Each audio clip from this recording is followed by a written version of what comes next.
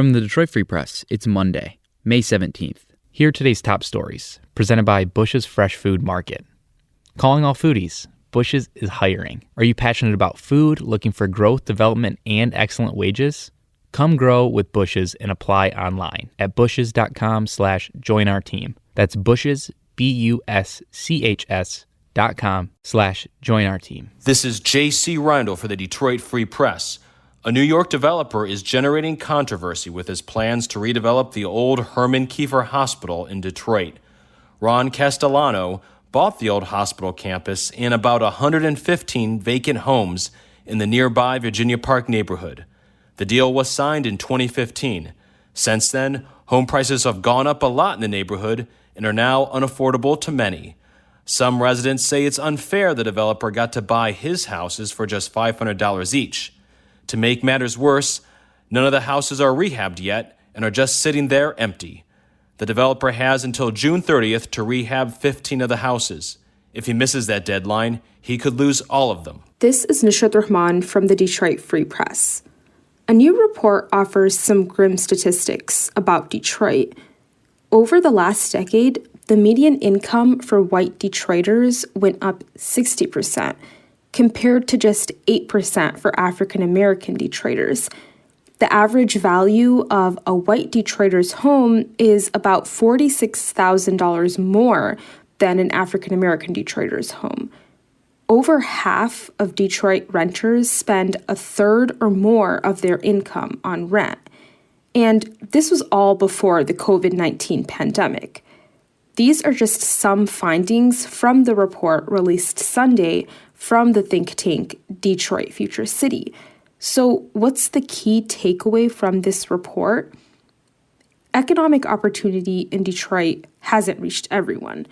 The city's recovery following the Great Recession has been uneven, especially among African American and Hispanic Detroiters, and when compared to the rest of the region.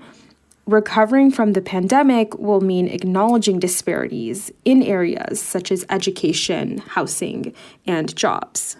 I'm Frank Witzel with the Detroit Free Press.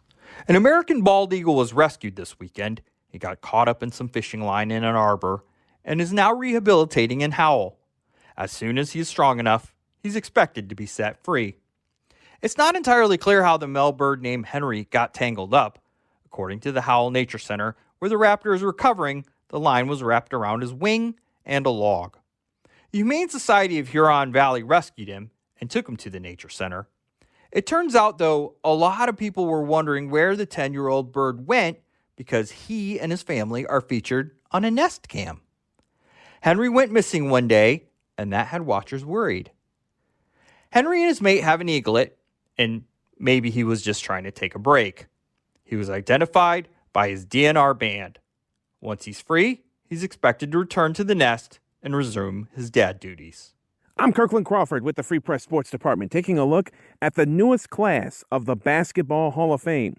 Two local stars earned the game's highest honor as Ben Wallace and Chris Webber were named to the class of 2021 on Sunday, one day after the ceremony enshrining the class of 2020.